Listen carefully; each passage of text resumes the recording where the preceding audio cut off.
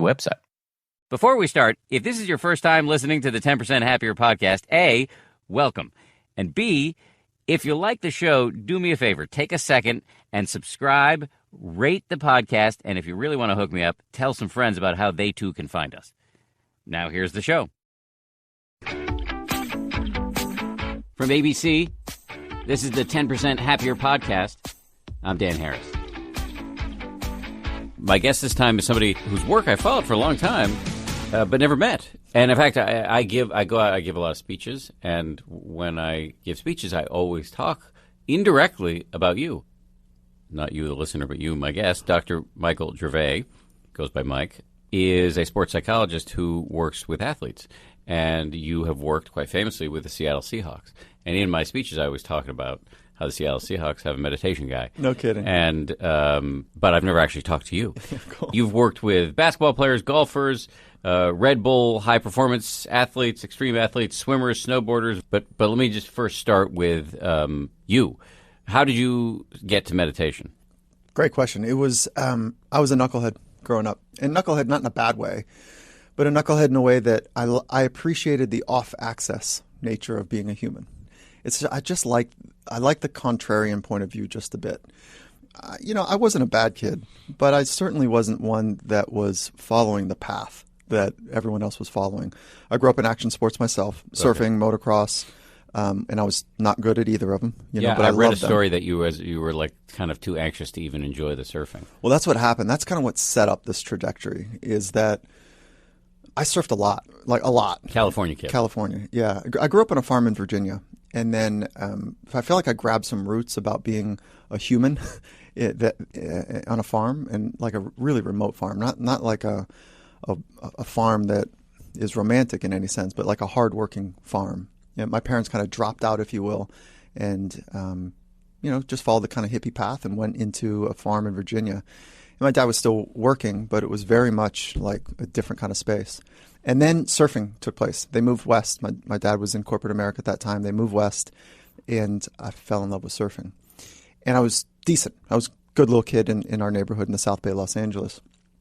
But then as soon as competition took place, when people were watching, and there was like, girlfriend or parents or friends or whatever on the beach watching, I was a disaster.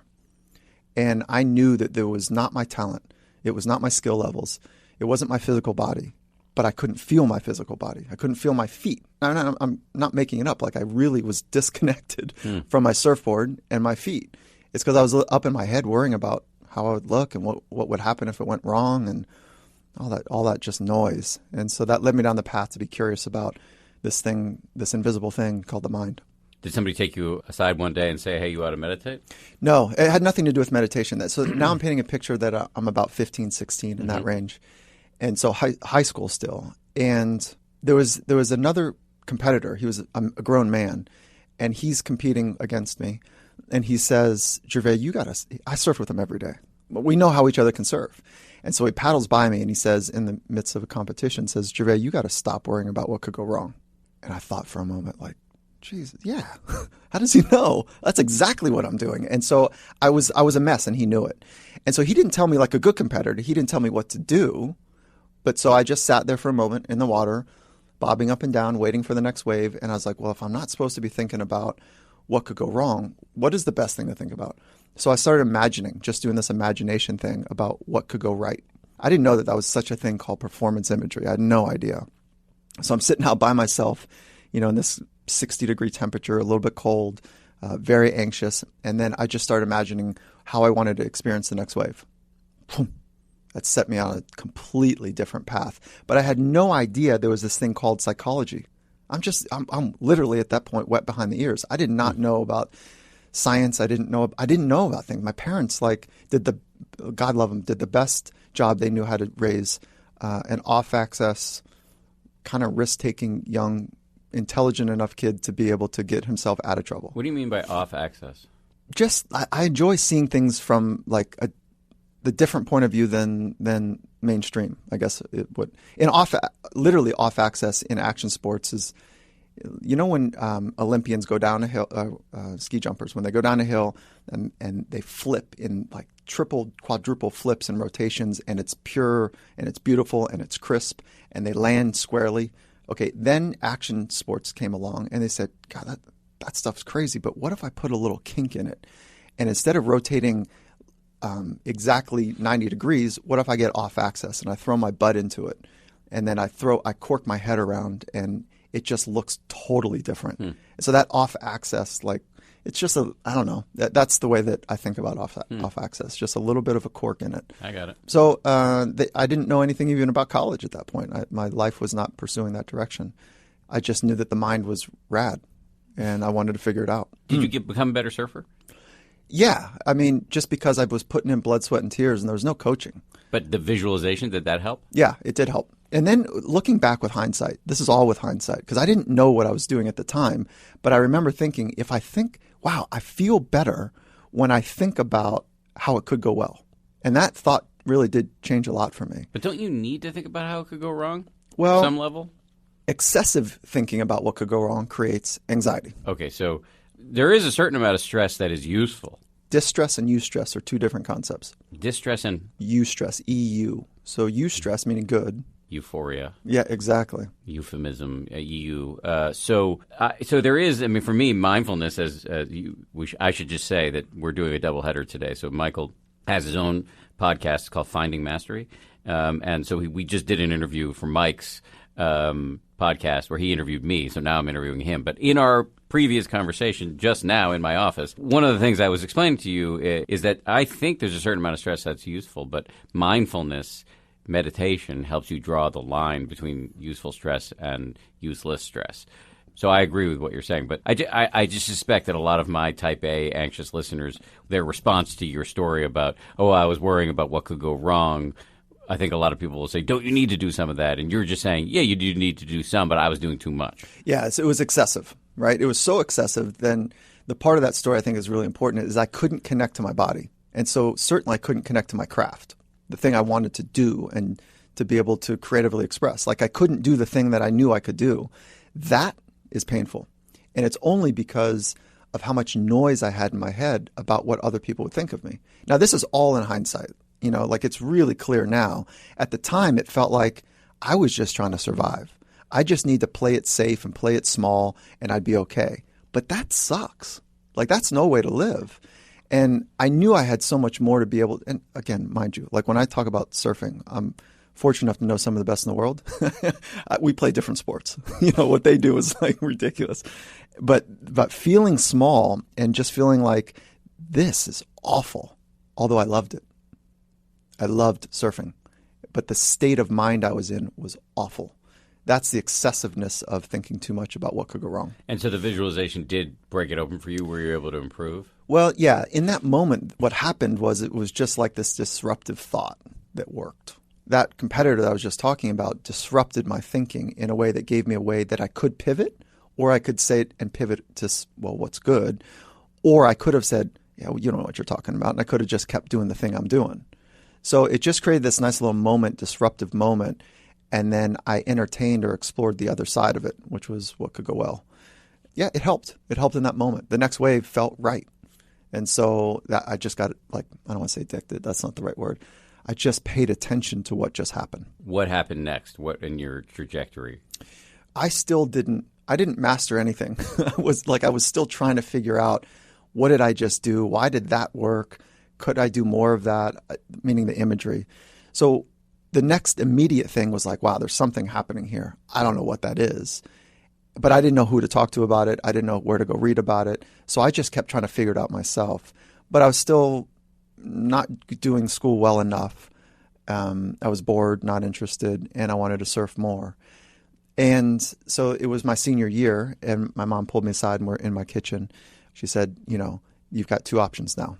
Either you're going to need to move out and get a job, or go to community college because you didn't take your SATs, you didn't take your PSATs, you barely kind of got through school. So you don't have any other options, and it's one of those two things. And then there's another pause because I'm waiting for her to make it better. And she says, you really thought you were going to live here and surf for the rest of your life, didn't you? And I was like, I don't know, like it's pretty good. And so I said to myself quietly, I said, I know I can go to school and surf a lot, so I'll try this community college thing. And then there's 2 community colleges. One was like one was right by a great surf break, and one was kind of more in the city, if you will. And the one by the great surf break cost some money. It was a private junior college, and the one in the city was public. And I said, I need to go to the private one, right? I didn't know what private public meant. I had no idea what that. I really had no idea, but I knew it was right near a good surf break. And so I was going to figure out how to surf and go to school. And my parents said, okay, listen, we'll figure this out, but you need to pull in good grades. So that's the only way this is going to work. We're not going to do this thing again. So I remember going to school saying, all right, well, let me just see if I can surf a little bit more. And what ended up happening is there was 3 professors. One was a theologian, one was a philosopher, and one was a psychologist. And those guys, they taught me to fall in love with being fascinated with the invisible. They put their arms around me metaphorically and challenged me, and I loved it. And no one ever had to ask me to read a book again, and it just lit me on fire trying to figure out, how does this frickin' mind thing work? And what is the meaning of life? Like, what are these mystics and spiritual leaders trying to sort out? So did you cut down on your surfing? Yes and no. I increased my anxiety. And so, yeah, I know it's not supposed to go this way. But I was in a relationship with a woman who I ended up marrying. And we dated since high school, on and off, more on, obviously, than off, or that relationship doesn't work well. And I didn't know this at the time, but I was waking up trying to do too much before breakfast. And I was thinking about what I want to do in school, how I was going to surf, how I was going to, be in a relationship, how I was going to have fun, what I was going to do tonight.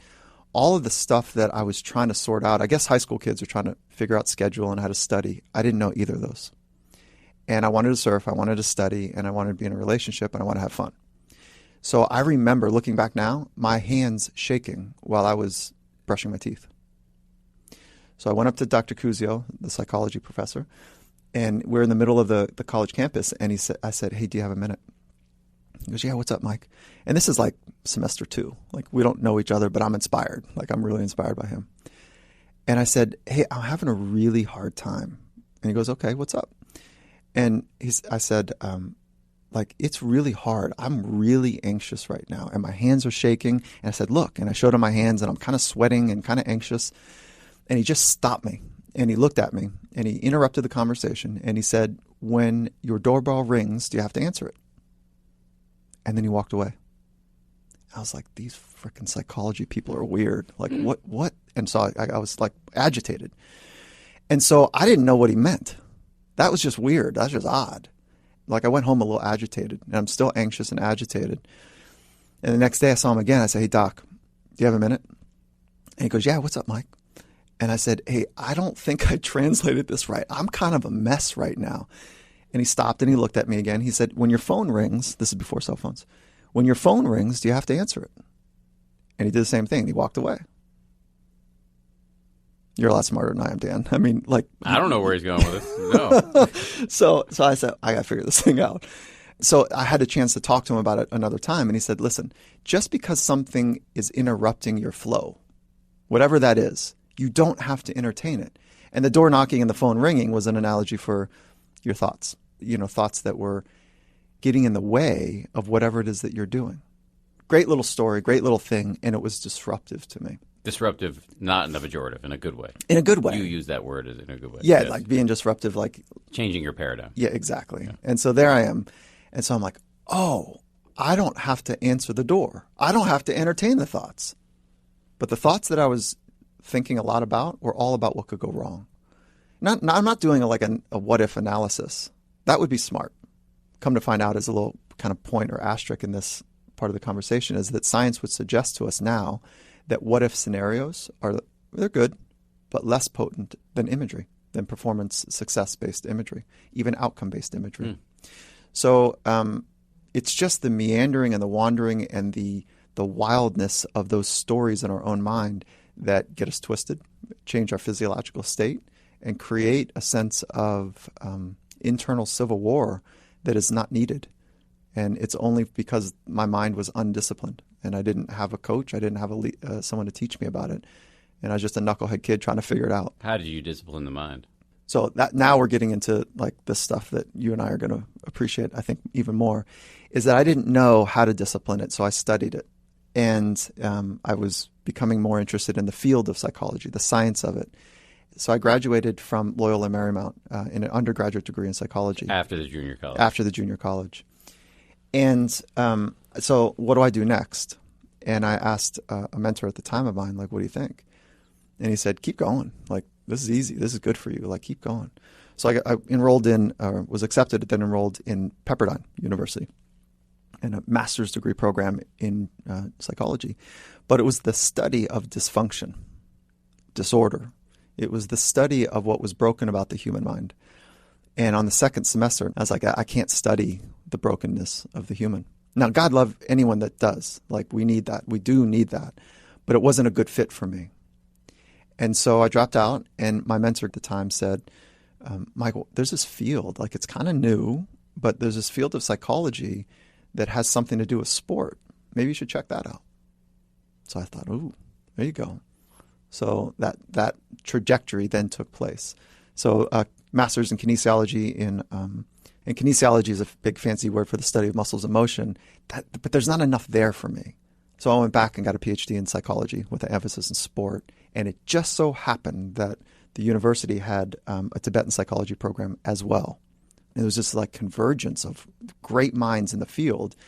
So I took a shot, and it was great. I loved it. I loved every part of it. And they had Tibetan psychology there too? Yeah, literally across the hall was a Tibetan psychology program.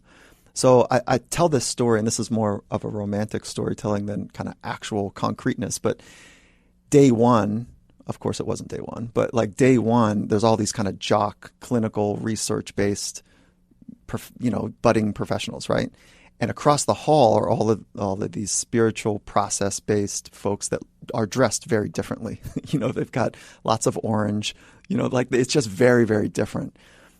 And I remember thinking that, that's really amazing that they've dedicated their life to this, but someone's going to take their lunch money, right? And I'm sure they were thinking about us that, what's going to happen is those guys are going to get the outcomes that they want, but they'll be lost. But by the end of the 4 years, it was like this thing that took place where outcome and process blended, for me at least. Where in there? I know somewhere in there you started to meditate. How and why did that happen? So that's where I'm getting to. So the Tibetan psychology program, Walt Rutherford was the head of that program.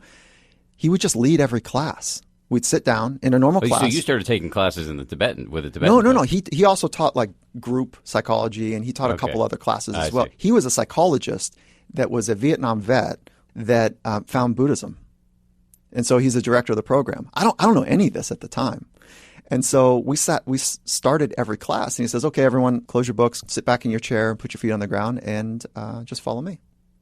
He started every class meditating. So I was like, it just happened. And I was like, oh, that felt pretty good. And then he'd talk about it for a few minutes. It was like 6 minutes, no big deal. And then we'd riff on that for a few minutes, and then we'd get into science. And that was every class. And then so he was the first person that showed me really in a sophisticated, thoughtful, formalized way how to be a man and express emotion. And so he taught me a lot, more than he probably would, recognize. And so I was just really attracted to that. He made really difficult decisions in war, came back not the same person that he went to, and struggled. And he struggled with his thoughts, and he struggled with his emotions. At least that's the way I understood his story. And he found Buddhism. But he also had a science appreciation as well. And what did the 6 minutes a day of that do for you? Why did you like it, and how did it grow from there? Looking back now, what it did, it just closed all the mental files that were open and running. I would just settle in, and I could get to the signal, whatever that was, whatever that meant for that day. And all the noise was just fading away. And so it was moments of peace. And it happened faster than I thought. So then I just started doing it more and more and more and more. And then I had a surfing accident where I had two hot discs. One popped out and one popped in my C-spine, my upper neck. And it stopped everything. I couldn't move, basically. I wasn't paraplegic or paraplegic. It wasn't that bad, But the burn, the chronic burn between my shoulder blades was unbelievable. And so I started to turn that meditation into healing imagery because none of the traditional modalities were working. And I actually have an interesting pre-MRI and post-MRI of imagery. And it was working. It was physically changing the structure of my anatomy. So that's a pretty big claim. I don't talk about it because people think I'm crazy. Like I get that exact response that you just had. Like it sounds kooky, but I don't talk about it often because no surgery. No, I didn't need surgery. So the visualization was the only thing that did it. Well, so I was doing everything: heat, ice, stim, acupuncture. I couldn't get enough massage and soft tissue work. And what I realized after 18 months is the doc said, he said, I think it's time for surgery. I can't remember. It was 20-something. I was like, I'm not getting neck surgery. I'm too young. Like, I just got to figure this thing out. And so I said, give me another 30 days. This is about 18 months in. And mind you, at that time, I was looking for everything outside of me to heal me. I mean, it was like as soon as someone put their hands on me, I was like, oh, okay, maybe I'm going to get this relief. And I didn't do my own work. I was kind of like a phony. I was studying it a lot. Every once in a while doing stuff with Dr. Rutherford Walt, and not doing enough of it to really feel the difference. And so I said, hey, doc, give me 30 days for a second MRI. He goes, okay. He looked at me like, okay, whatever, Gervais. And so he gave it to me, popped it back up, and I can talk about what I saw in the imagery, but I don't know if that's important. But post on the second MRI, that little piece of matter that was pushing against my spinal cord was gone. But there was a little calcium buildup of where it once was. So I said, I didn't want to sound crazy in front of this medical professional. I said, what do you think happened? He said, I don't know. Sometimes they just move. I said, well, and then I hit the panic button again. I said, do you think it moved up or below the picture that we took? He goes, no, not like that. But sometimes the body just eats them up. But that was what I was seeing. That's what I was seeing in my mind. I had these Mickey Mouse hands that were spiritually fueled. I'm not crazy, okay? They're spiritually fueled. I don't know where this came from. And were you making this meditation up? Yeah, kind of making it up. And how much of it were you doing? Well, there was a very fringe research on healing meditation, or healing imagery. And so I was kind of pulling from some fringe science, which is uncomfortable for me to say. But so it was 17 minutes a day. That was like my tolerance. And if my wife was here, she'd be like, yeah, it was pretty consistent. Every night, 17 minutes, sitting in my little apartment and just seeing these little infused Mickey Mouse glove hands, a little bit wet, and the structure of my body, I was seeing it like the water was like removing layers of clay on that little piece of matter that was floating around my spinal cord. I get why you don't tell the story. It sounds crazy, tough, right? Yeah. But it happened. So what are you going to do? Well, yeah, and so for a long time I didn't talk about it because it sounds so, I don't know, woo-woo and out there and whatever. And so I just kind of ignored it and kept it to myself and doubled down on science. I mean, I'll just go back to what I said. That's your experience. Like, it happens. So yeah. It's hard to argue with. But let me ask you this. Walt, who was teaching you how to meditate in class. That's right. What kind of meditation was he teaching you? What were the mechanics of that meditation? And were you doing that too? Yes. Yeah. So that was how I was starting. He taught us basic who am I, contemplative work, and then very much single point focus, but just relentlessly follow your breath. Just keep going. And did those varieties of meditation blossom for you? Did you keep doing that stuff too? Yeah, I did. And just because it felt like I was figuring things out, that's what it felt like. But it's not like all of a sudden you're different. No, it's like, but I feel it's a little bit, the image that comes to mind is you've had a toothache or you've had something like that is a chronic pain or something that's bugging you right now. And if you get going with the rest of your life that day and you look back and go, whoa, I had a toothache early in the morning. Well, it's kind of gone.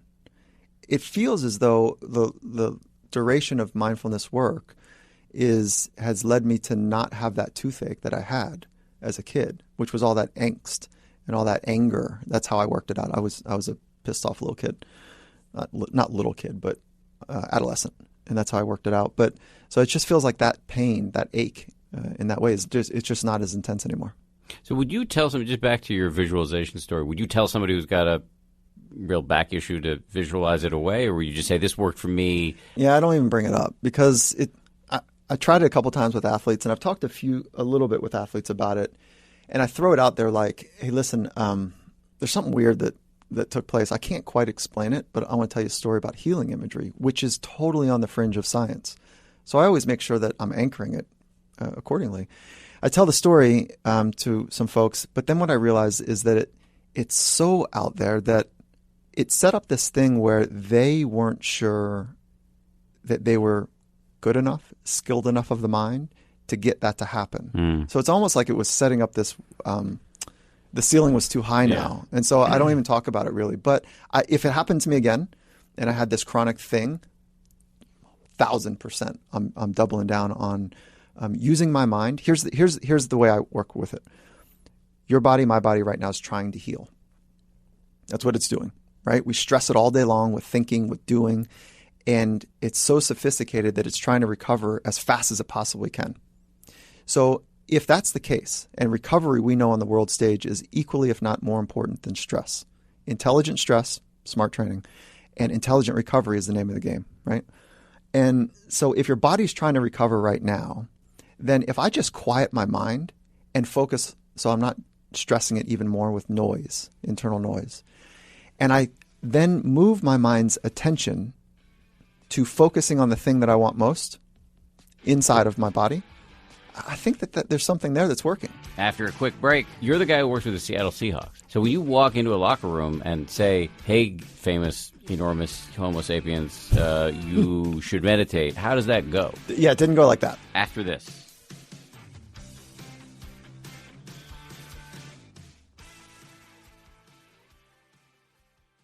Academy is a new scripted podcast that follows Ava Richards, a brilliant scholarship student attending Bishop Gray Academy, the country's most exclusive boarding school. Academy takes you into the world of a cutthroat private school where power, money, and sex collide in a game of life and death. Binge all 10 episodes of Academy early and ad-free on Wondery Plus. Hi, I'm Lindsey Graham, the host of Wondery's podcast, American Scandal. We bring to life some of the biggest controversies in U.S. history, events that have shaped who we are as a country and that continue to define the American experience. American Scandal tells marquee stories about American politics, like the break-in at the Watergate Hotel, an event that led to the downfall of a president and raised questions about the future of American democracy.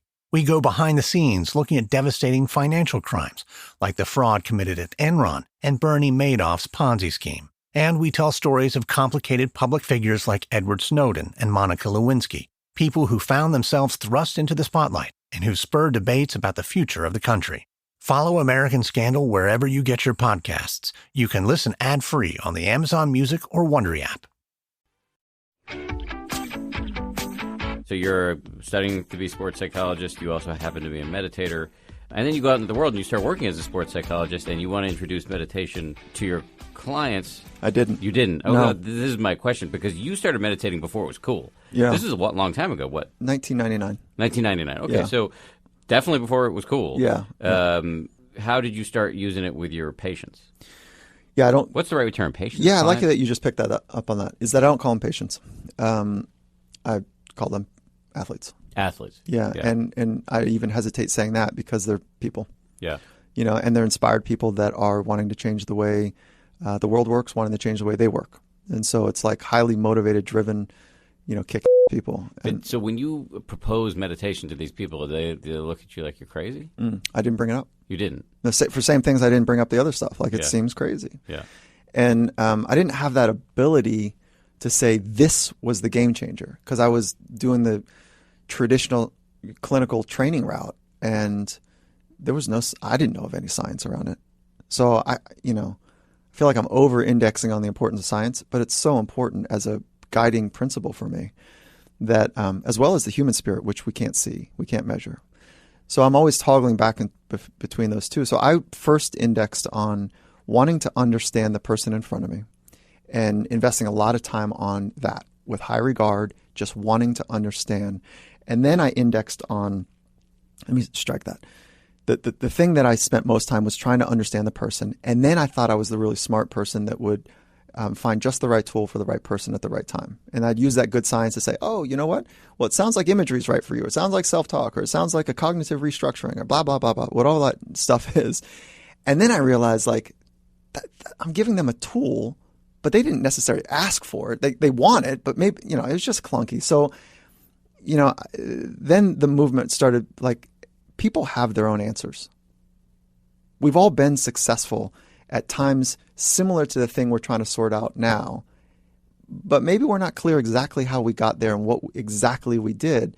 So then these conversations I was having with people was just really trying to help them reveal their wisdom, their insight, their practices. You said before we started recording, you said there's a difference between advice and what you do. Yeah. A lot of people say, give me some advice, Doc. And I think that, how dare I give you advice, and I've never lived a day in your shoe. So you just try to suss out of them their own answers and wisdom. Yeah, and it's working from a framework, like it really is working from a mindfulness approach, which is we don't go find wisdom, we reveal it. And so revealing our internal wisdom is the path. And challenges and tests and moments of intensity reveal the command we have of ourselves. And there's times when we have zero command and we have attacks that are really uncomfortable. And there's times where we're substandard to being able to control and have command of our mind and our craft and our body. And that pain, hopefully, is real, so that we invest more deeply in being a whole human, so that we can train our mind, our body, maybe our spirit, and our craft to be able to do the things that we want to do consistently and consistently well. So you said initially you weren't talking about meditation with people, but ultimately, obviously, you did. So what changed that? Yeah, great question, because there wasn't one thing that unlocked it. But I do think that when I just ran out of, like, it didn't feel whole trying to help people just have mental tools and skills. Don't get me wrong, like, I think they're great. Like, understanding the mechanics of confidence and how confidence really works is really important. And mindfulness won't teach you that. Mindfulness doesn't teach the mechanics of confidence, and it doesn't teach the right way to build confidence. It teaches something maybe deeper, which is accept who you are, and by figuring out who you are, who am I? And so that's really rich and deep. That takes a long time.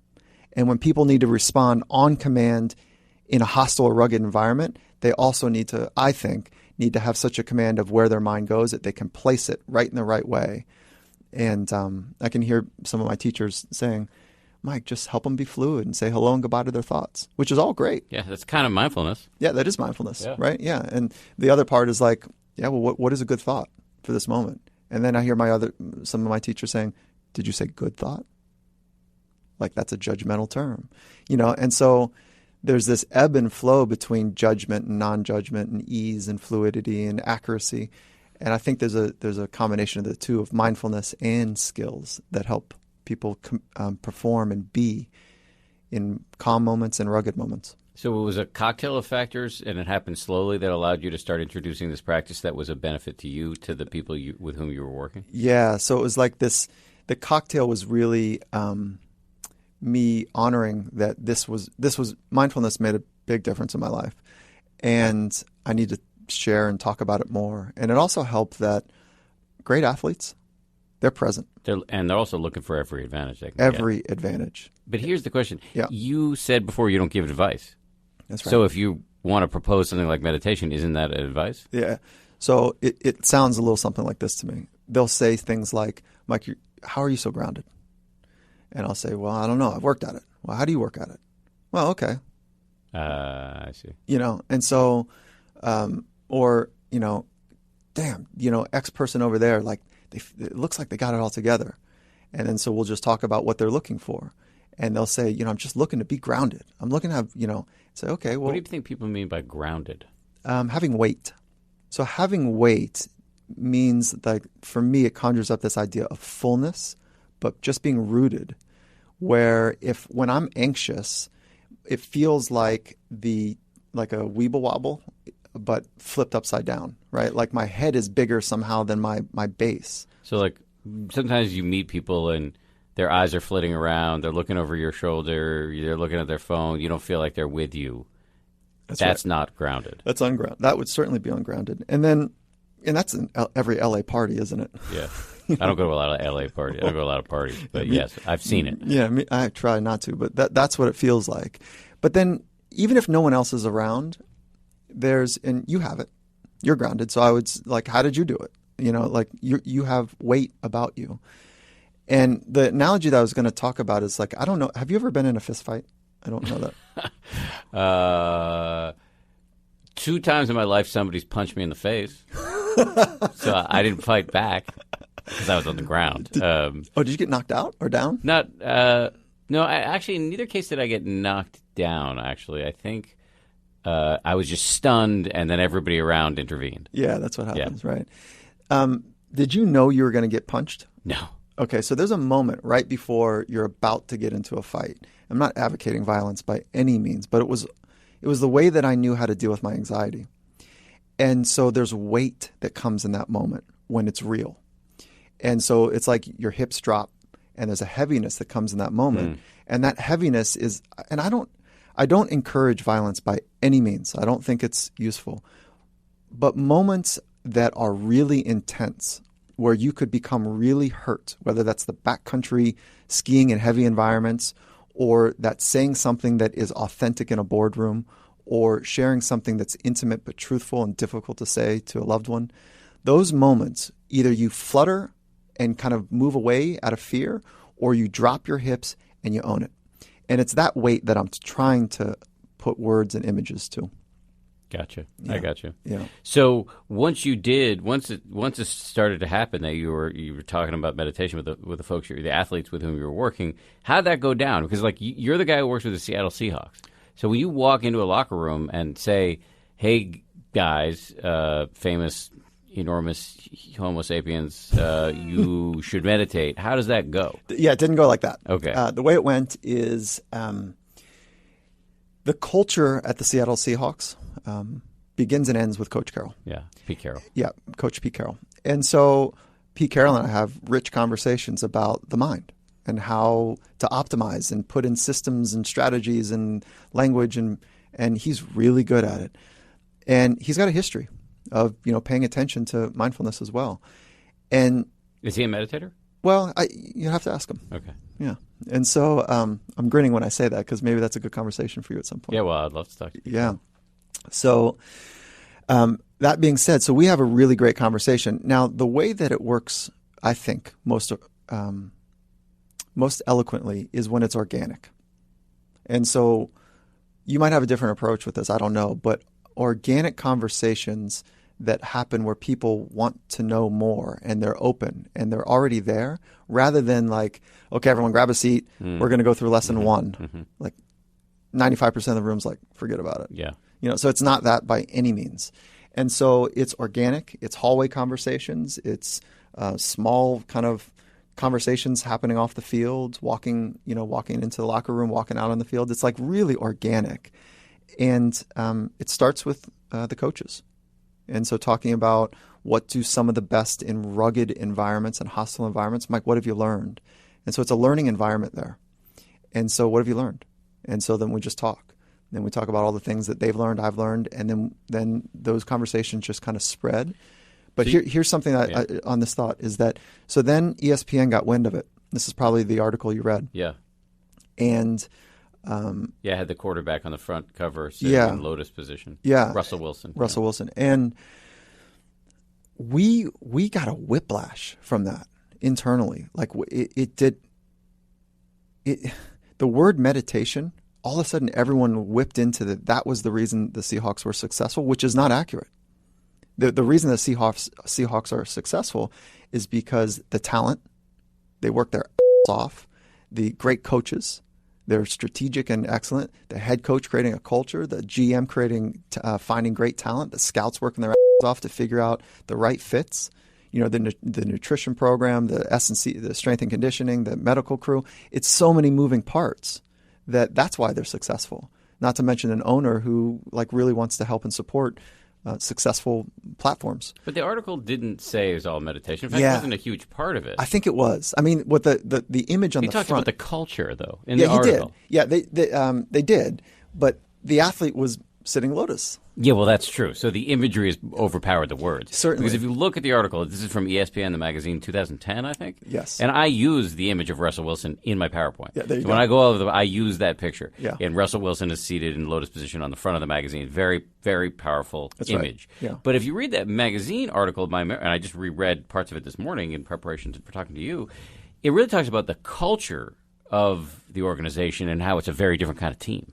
Yeah, that's I'm glad you picked that up, because that's exactly kind of the right way, I think, that feels organic and honest about what's happening. The athletes are phenomenal, the coaches are amazing, and the culture creates enough space for people to celebrate who they are. And so that is not because of meditation. That is because of a bunch of humans that want to figure out how to be their very best. And that part of the conversation starts with Pete Carroll, Coach Carroll, saying, listen, guys, this is how I think it will look to be amazing for us. You know, there's a particular style to the Seahawks, and that message runs through that. You got to compete to be your very best. And that begins and ends with, his mission. So I understand there are lots of variables. I totally get that. Right. But as it pertains to mindfulness, how do you work with an athlete, and how do you think mindfulness practice, meditation, whatever you want to call it, helps an athlete? So training is important. And so that's why mindfulness training feels like it's something different than meditation. Right. When really you could replace those words. In our prior conversation on your podcast, we were talking about, because I talk about meditation, you call it mindfulness training. Right, yeah, Yes. yeah. And mindfulness / meditation, we can use those same words. They conjure up something different. Meditation conjures up granola, Birkenstocks, tree hugging. Trying to change that, man. I'm Buddhism. trying to change Yeah, it. and I want to support you in changing that. And so the way that I'm doing it, and it's funny based on our previous conversation. So I use the word mindfulness in training, and I put those two things together. That's not unique. That's just the way it works in alpha competitive environments. And when they talk about it, sometimes they, meaning athletes or coaches, talk about mindfulness, but oftentimes they just call it what it is. Meditation. Yeah. So it's an exciting time for it. The science is burgeoning. And it's exciting to see what's happening. And people that are cool are talking about it. And the science must be useful for you as for lack of a better term, sales tactic, like not in terms of peddling your wares to various teams. I mean, when you're talking to an individual athlete, to be able to say, hey, look, there's a significant amount of science here that shows that it does help. This can change your brain. But back to my question, well, how does mindfulness training, to use your language, help an athlete? By helping them become more aware.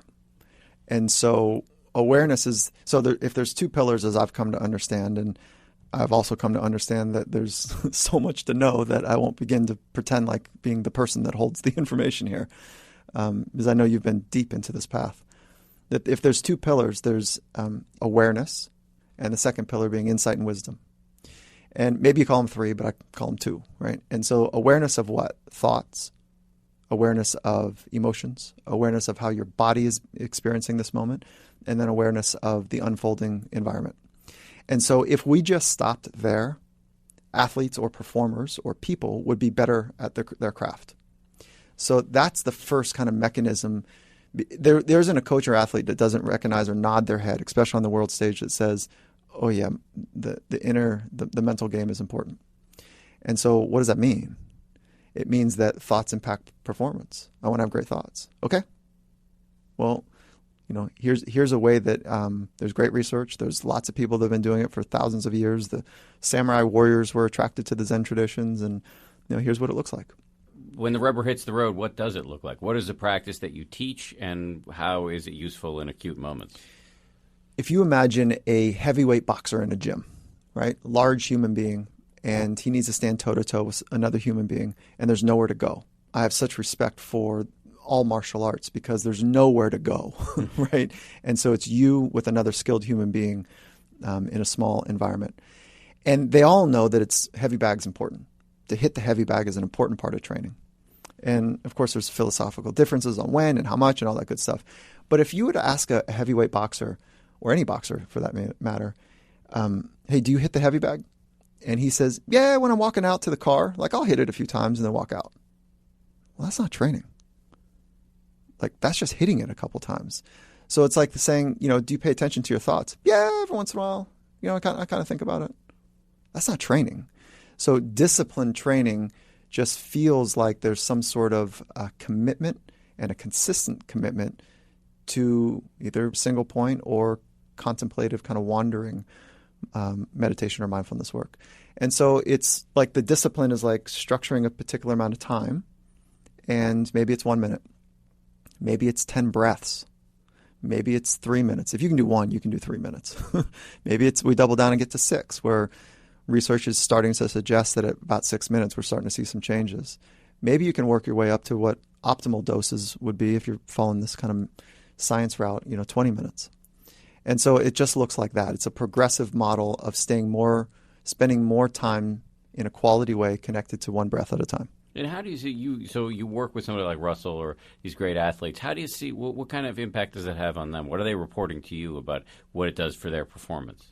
Well, once we're aware of our thoughts, then we can adjust, and we can be swift with that adjustment and come back to now more often. So excellence happens now. It happens in the present moment. And if there is a string that pulls together a human potential, if there's a string that binds human potential, it's stringing together moments. And the more moments that we can be fully here now, it increases the frequency of us being able to access our craft at a high level. I'm not finding the best way to say that right now, but the idea is that if somebody can increase the amount of time that they're spending in the present moment, and because of that, they can adjust more eloquently and swiftly to whatever the demands are, they're going to be able to access their craft at a higher rate, at more successfully. And then if you get a bunch of those moments together, you might just get glimpses or touch your potential. So let me just see if I can throw out a hypothetical situation. I'm Russell Wilson. I just got sacked. And I got to get up and do the next play. I want to drive down the field and score a touchdown. If I'm totally drenched in resentment against my defensive line, self-laceration about being in the wrong place or not finding somebody to hit in the field in order to get rid of the ball before I get tackled, the next play is going to suck too. So is it about managing the thoughts and emotions in moments like that so that you can be maximally resilient? Yeah, so one play at a time, right? You hear that thought in sport all the time. And in the spiritual frames or spiritual communities around mindfulness, you hear one thought or one breath at a time, right? They're no different. And so being aware of wherever your feet are, being present with where your feet are, is a necessary ingredient for being able to access your craft and do the thing that you've trained to be able to do. And so, yes, he's sacked, somebody's sacked, something happens. If you're going to go to the line of scrimmage with that play in mind and the current play, football and or any sport is happening too fast to try to manage the past, the future, and now. So it's about letting go of the past. Literally, that sounds like a spiritual thing, right? Like a very much of a Buddhist or mindfulness approach. And we talk about letting go of the last play. And so to do what, though? Be here now. And so there's a requirement in this moment for you, for me, and there's a requirement for athletes in whatever moment they're in. So can we be fully here in this moment? And the greater awareness we have that our mind is thinking about what went wrong just a moment ago or what could go wrong a moment ahead, it's just too much noise. It's like you on the surfboard. That's exactly what it was. Yeah. But you're basically over and over helping you on the surfboard. It's unbelievable. So back to Walt one more time. Can I tell you a funny story? Yeah, you can do whatever you want. Okay, good. I don't have any rules here. Funny is like, I guess it's according to me. You'll be the determinant of funny here. As I'm thinking out loud, it's not that funny, but it's good. So I was really nervous. I just graduated. I was kind of done. I was about to get licensed, and I said to Walt, "Hey, Walt." Now I knew all this theory and everything. I said, "Walt, what do I do if somebody comes into my office and they're like suicidal? Like I know what the theory suggests, but like really, what do I do?" He goes, "Mike, that's a good question." He goes, "Do you have any more?"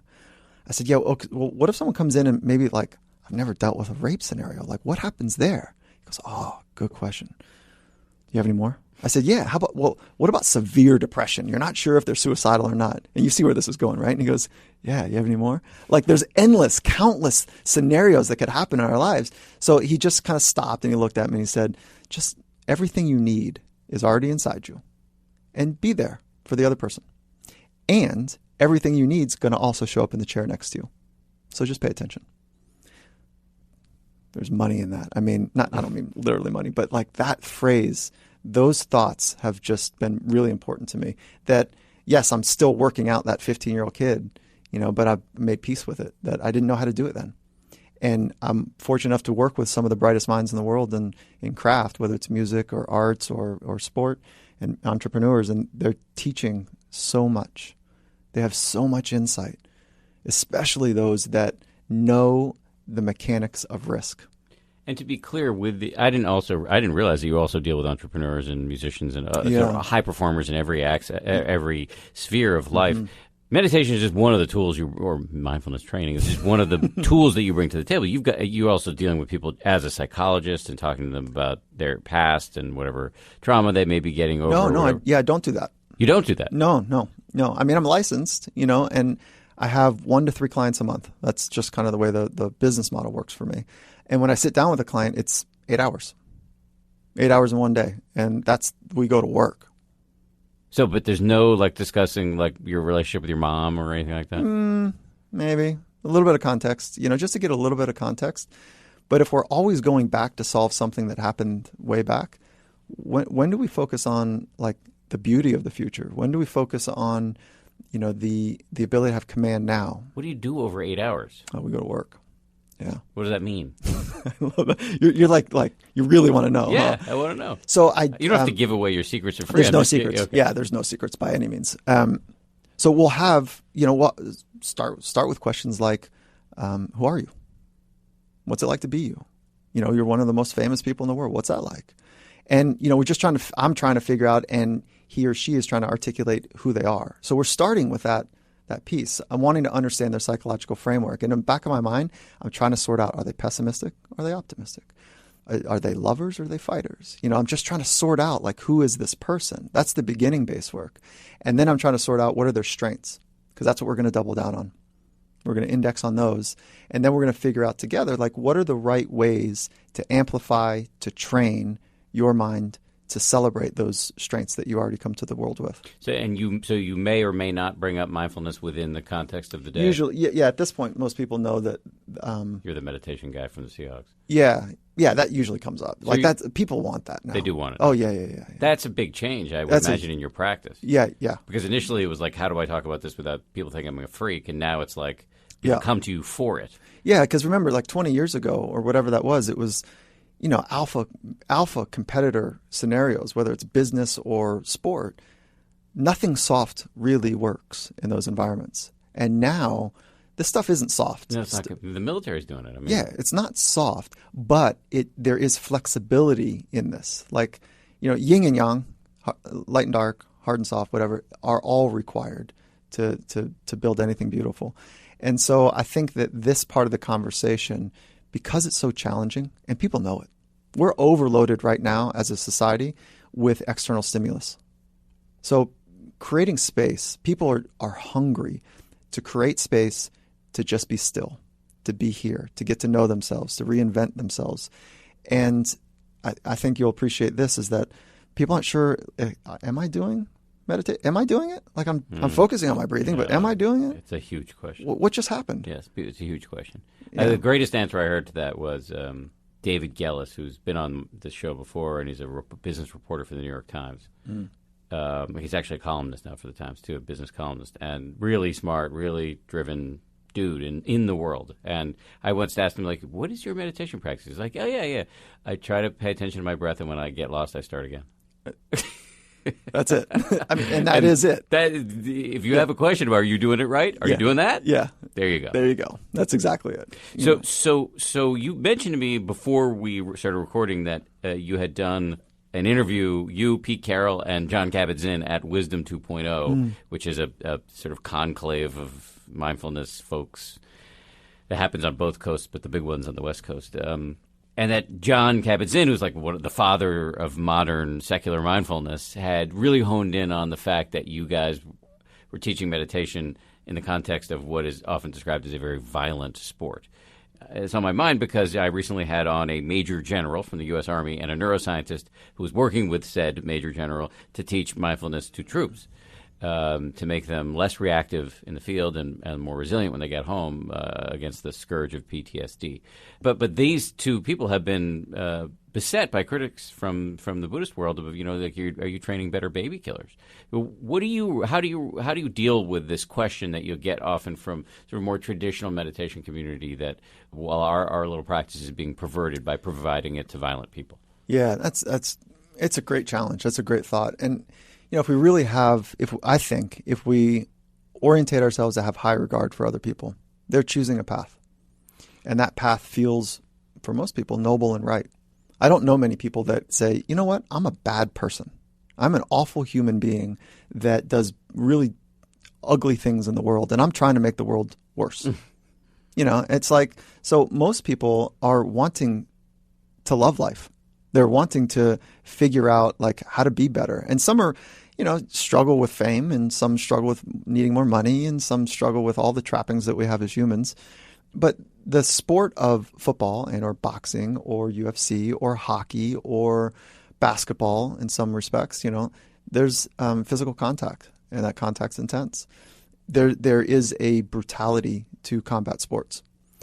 And there's also something really beautiful about it, not in a twisted way, but to see bodies be able to do what they're able to do and to be present. There's a lot to learn from that as well. And remember that sport was the first origins of sport were to keep warriors ready. All sports were to keep warriors ready in times of non-war. So if you love sport, you are connected to some ancient thread of preparing people for violence. And so, I don't know, I would say it's the same thing like the vegan who's wearing leather shoes. It's kind of like, well, if you watch sport, you're connected somehow to the physical form doing things that are difficult to do.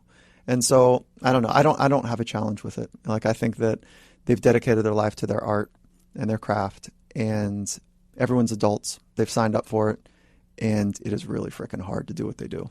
This is looping back to something we discussed earlier, that it's often said, or I've heard it said, and maybe you're the guy who will know, that the difference between a good athlete and a great athlete is mental. Yeah, that gets thrown around quite a bit. Is that true, you think? Well, I think on the world stage it is. In recreation sports, not true. Okay. No, right? But I mean good, and like Novak Djokovic, for example, is a guy who's a pretty active meditator. He has said, I have heard, that it's really about the point in between points. Isn't that cool? So, Yeah. So there's again. I mean, if you're listening, Novak, A, I want to have you on the show, and B, I'm sorry if I'm misquoting you. But it seems to me that there's something there. I mean, everybody trains, everybody works out, everybody if you're at Wimbledon, you're a great player. But there's something about the mental game that is the differentiator. Well, yeah. So what's happened is, and I'll draw a little timeline to help kind of punctuate this, but I think the important part of the story is on the world stage, everyone's physically skilled. That's like how you got through the ranks. In recreation sports, you just needed to be a little bit bigger, faster, stronger, and you're going to get more exposure and score more points, right? Then that changes in high school just a little bit, but still that holds true. The bigger, faster kid's going to figure it out. In college, still holds true, but everyone's really pretty good. But in college, you've got some kids that are trying to go pro and some kids that are trying to get a degree. Right. And so there's still variance. In the pros, everybody's good, like really good. There is still some variance, but it's really, the variance is really small. It's marginal.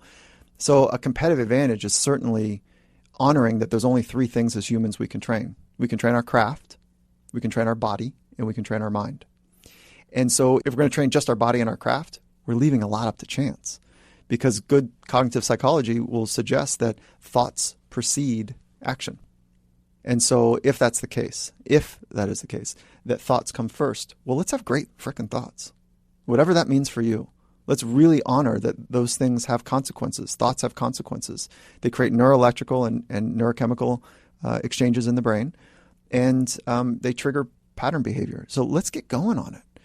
And it's the competitive mind. That's where sport is fascinating. It's the competitive mind. And not in a bad way, not to like compete to step on somebody's throat. Or I worked with the CEO of a Fortune 100 company that said, competition to me is to hold my competitor underwater until there's no more bubbles. Yeah, that's not the kind of competition I'm talking about. The spirit of competition is like, hey, we need each other. Let's go. Let's compete together to figure out how good how far we can take this thing to the limits of the human potential, right? That spirit is really rad. So if we're going to leave the mind up to chance, we're leaving the doors wide open for someone else to swoop in with a bit more robust and sturdy mind. So I think sport has been a great amplifier for valuing the need to be present. And to be excellent, in order to be present, in order to be excellent. There you go, in that order. Now, are you constrained, I imagine you are, by confidentiality? Like, can you talk about some amazing, well-known client and how mindfulness practice, training rather, has helped them, or can you not do that? So that's why I fired up the Finding Mastery podcast, is because of that license, the agreement with clients that, hey, we're going to go to work for these for this extended period of time, that creates such an area of safety that we can talk and explore everything and anything. And then because of that, many athletes have given me permission to tell their story, to amplify their story, to talk about it. But it's really unbecoming. It does not ever feel good when I'm doing that. So I've followed like my mentors saying, even if they give you permission, don't go there. And so some athletes have, like the ones that you're familiar with, like Felix Baumgartner, who jumped from 130,000 feet with the Red Bull Stratos project. He talked about his panic attacks, and he talked about claustrophobia, and he talked about the work that we did. But I'm not going to talk about it, right? And you might think that, well, I'm doing it right now. No, I'm not getting into the particulars of it. But that's why I fired up the podcast, to celebrate bright minds and to celebrate those that are on the razor's edge, while most people are looking to avoid the razor's edge. If people want to learn more about you, learn from you, where can we go to learn more about you? So there's a couple places. One, if I put like a business hat on for a minute, Coach Carroll and I fired up a business together to try to capture his intelligence about creating a culture and how to sustain a high-performing culture. And then my interest in how to train the minds of people that want to be great at being a human, right? Whatever that means. So mindset training and culture training and methodologies, and that's called winforever.com. And yeah, and so you can go there and kind of find out more information about what we're doing there. If you're interested in the path of mastery in those conversations, it's findingmastery.net. And Coach Carroll was actually on there not long ago. You'll be on there soon. And so it's just conversations with switched-on human beings about how they've become and what they do to accelerate their craft. What do you mean by mastery? It's a pursuit. It's a path. For me, I started off with a different idea of what I thought mastery was. And now I'm paying attention to mastery because I ask everyone like what it is to them. I think it's exploring the nuances of a craft. And also at the same time having great insight about how you interface with that craft. Masters of craft, okay, you and I deal with like frame 1 to frame 2 to frame 3, okay? Like toss the ball, arm comes up, hit the ball, right? People that are really good, they don't have to think about that anymore. But people that are masterful are playing between those frames, and they're expanding those frames in such a way that it feels like a whole different universe that they're in, where you and I, to the novice mind or the novice eye, we don't even see it. And even if we're good at it, not great, not world class, we don't understand it. So it's the mastery comes with playing in the nuances, I think. And then mastery of the mind is having a really sensitive instrument about what is true and what is now. So just for you then, you're in your mid-40s, you have achieved a high level of notoriety as a consequence of your work with these big-name athletes and others. Where do you want to go with your meditation practice, or where do you want to go with your career? This is like two people that spend time doing mindfulness work or meditation. I've ebbed and flowed where at times I'm like all in, like I'm really structured with my work, and there's times where your meditation work, yeah, and then there's times when it's like, let me see if I could do like, I don't know, 2,000 moments a day, and it's like this eating, breathing, walking, everything, and so I don't know where I'm going with it. I'm still going to spend time in the quiet recesses of single point focus and contemplative mindfulness, and I'm still going to do that for sure.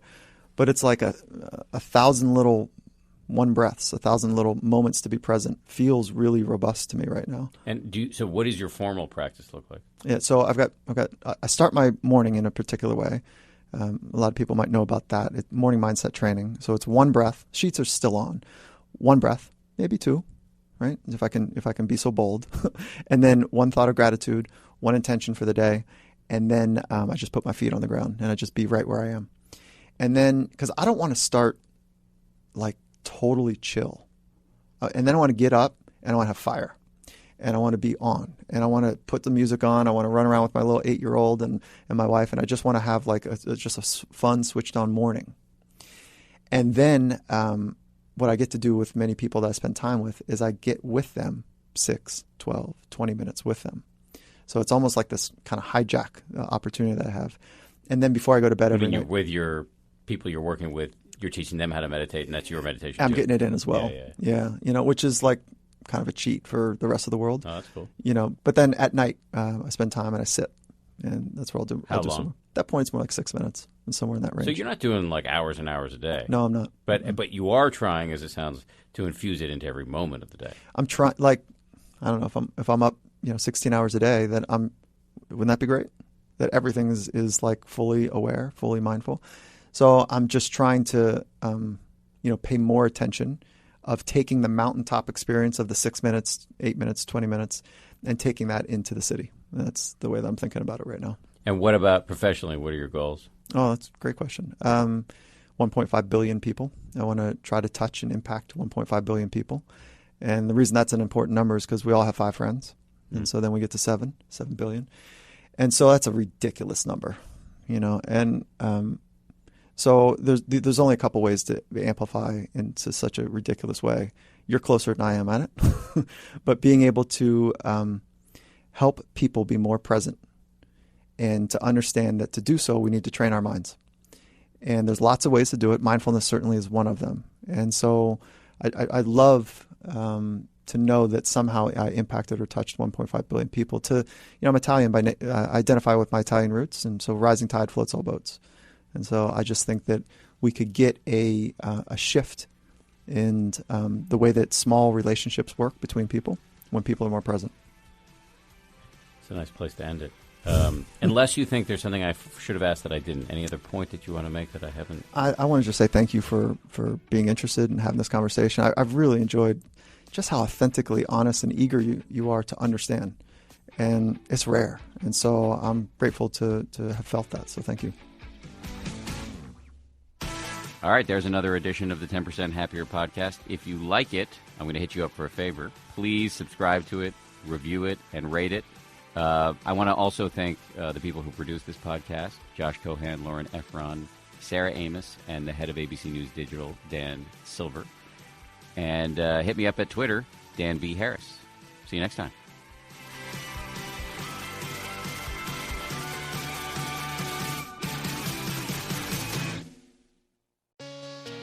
Hey, Prime members.